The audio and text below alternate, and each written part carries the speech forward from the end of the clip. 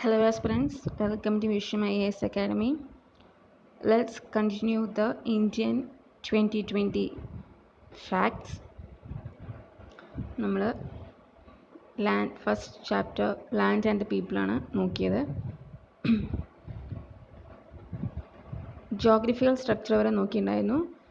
Geographical structure. The geological regions broadly follow the physical features and may be grouped into three regions.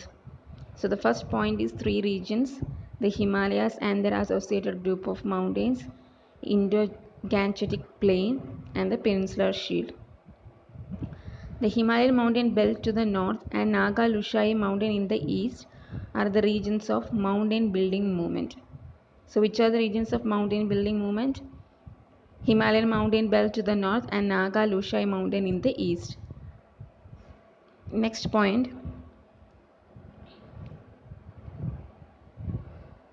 In a series of mountain building movements commencing about 7 crore years ago, the sediments and basement rocks rose to great heights. So it's not necessary. We will just focus on the important points. The weathering and erosive elements worked on these to produce the relief seen today. The Indo-Ganga plains are great alluvial tract, and this is important. The Indo-Ganga plain are great alluvial tract that separate the Himalayas in the north from the peninsula in the south. So which plain is separating Himalayas in the north and peninsula in the south? Indo-Ganga plain. And highly metamorphosed rocks of the earliest periods dating back as far as 380 crore years ago occur in this area. Okay, the rest being covered by the Gondwana formations. Gondwana formations means the lava flows belonging to the Deccan Trap Formation and younger sediments. Next is river system. It is classified into 4 groups: Himalayan rivers, Deccan rivers, coastal rivers, and rivers of the inland drainage basin. And the Himalayan rivers are formed by melting snow and glaciers. Himalaya receive heavy rainfall during monsoon months, and the Deccan rivers are rain-fed and therefore fluctuate in volume. Many of these are non-perennial. Next, the main Himalayan river systems are those of Indus and Ganga, Brahmaputra, Meghna system. So which is the main Himalayan river systems? Indus and Ganga, Brahmaputra, Meghna system. Ganga, Brahmaputra and Meghna, GBM. The Indus, which is one of the greatest rivers of the world, rises near Manasarovar in Tibet and flows through India and thereafter through Pakistan and finally falls into Arabian Sea near Karachi. So the flow of Indus is starting from Manasarovar in Tibet, flows through India and reaches Pakistan and finally falls into Arabian Sea near Karachi. Its important tributaries following in Indian territory are Satluj, which is originating in Tibet, Beas, Ravi, Chenab and Jhelum. The Ganga, Brahmaputra, Meghna is another important system of which principal subbasins are those of Bhagirathi and Alagananda, which join at Dev-Prayag to form the Ganga. So Bhagirathi and Alagananda join at Dev-Prayag to form the Ganga. That is an important point. And also it traverses through Uttarakhand, Uttar Pradesh, Bihar and West Bengal. Uttarakhand, Uttar Pradesh, Bihar and West Bengal. And below Rajmahal hills, the Bhagirathi, which used to be the main course in the past, takes off while Padma continues eastwards and enters Bangladesh. The Yamuna, the Ramganga, the Gagra, the Gandak, the Kosi and Mahananda and the Son are the important tributaries of the Ganga. So which are the important sub-tributaries? Before that, important tributaries of Ganga are Yamuna, Ramganga, the Gagra, Gandak, the Kosi, the Mahananda and the Son. Next, which are the important sub-tributaries? Rivers Chambal and Betwa are the sub-tributaries. It joins the Yamuna before it meets the Ganga. The Padma and Brahmaputra join at Bangladesh and continue to flow as Padma or Ganga. And about Brahmaputra, it rises in Tibet.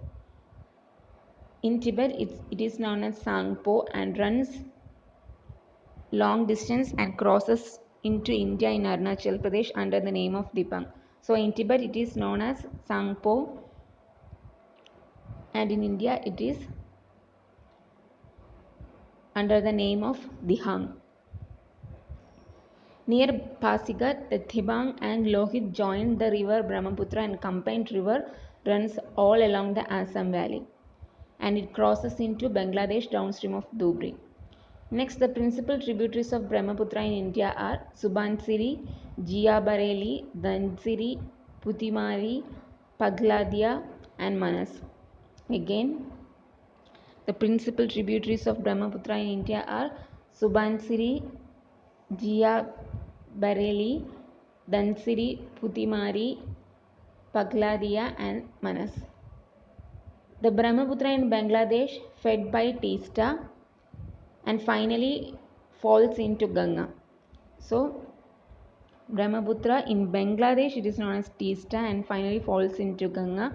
The Barak River had the head stream of Meghna, that is Barak River, which is known as the head stream of Meghna, Barak River. It rises in the hills in Manipur. The important tributaries of the river are Maku, Tran, Tuivai, Jiri, Sonai, Rukni, Katakal, Daleshwari, Lankachini, Mathua, Chatinka. And also Barak continues in Bangladesh till the combined Ganga Brahmaputra join it near Bhairab Basar. In the Deccan region, most of the major river system flowing generally in east fall into Bay of Bengal. The major east flowing rivers are Godavari, Krishna, Kaveri, and Mahanadi. So in Deccan region, the major east flowing rivers are Godavari, Krishna, Kaveri, and Mahanadi. And Narmada and Tapti are the major west flowing rivers. So east flowing has 1, 2, 3, 4 rivers, and west flowing has 2 rivers.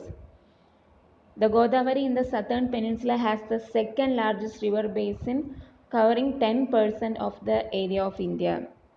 This is very important. The Godavari in the southern peninsula has the second largest river basin, covering 10% of area of India. While I am taking geography, you can take your atlas handy and take the portions of rivers, so it will be easy for you to understand and analyze. Next to it is the Krishna basin. In the Krishna basin in the region, and Mahanadi is another large basin of the region. So Godavari is the second largest river basin, and after that Krishna basin and Mahanadi.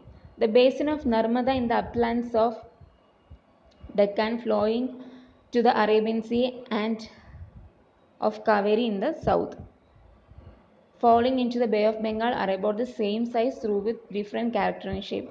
So here you just need to see about the basins. Godavari is the second largest, and next is Krishna basin, and next is Mahanadi, and Narmada it flowing to the Arabian Sea, and Kaveri in the south, falling to Bay of Bengal. Narmada to Arabian Sea and Kaveri in Bay of Bengal are about the same size. There are numerous coastal rivers which are comparatively small, while only handful of such rivers drain into the sea. Near delta of east coast, there are as many as 600 such rivers on the west coast. A few rivers in Rajasthan do not drain into the sea, they drain into salt lakes and get lost in sand with no outlet to sea. Besides this, there are the desert river which flow for some distance and are lost in the desert. So, which are the rivers, desert rivers, which flow from distance and are lost in the desert, like in sand with no outlet to the sea, are Luni, Machu, Rupan, Saraswati, Banas, Ghaggar, and others. The entire country divided into 20 river basins or group of river basins comprising 12 major basins and 8 composite river basins. Either 20 river basins or 12 major basins and 8 composite river basins. The 12 major basins are Indus, Ganga, Brahmaputra, Meghna, Godavari, Krishna, Kaveri, Mahanadi, Pennar, Brahmani, Baitharani, Sabarmati, Mahi, Narmada, and Tapti. Again, Indus, Ganga, Brahmaputra, Meghna, Godavari,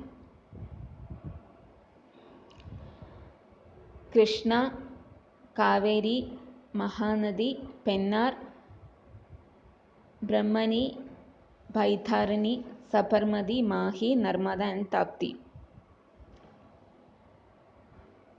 Each of these basins has a drainage area exceeding 20,000 square kilometer, and the 8 composite river basins containing suitable together all other remaining medium are, that is, remaining medium means drainage area of 2000 to 20,000 square kilometer. Just focus on the 8 composite river basins, that is Subarnarega, containing Subarnarega and all other small rivers between Subarnarega and Baitharni, east flowing rivers between Mahanadi and Pennar, east flowing rivers between Pennar and Kanyakumari, area of inland drainage in Rajasthan desert, west flowing rivers of Kutch and Saurashtra including Luni, west flowing rivers from Tapti to Tadri, west flowing rivers from Tadri to Kanyakumari, and minor rivers draining into Myanmar, that is Burma and Bangladesh. So these are the 8 composite rivers.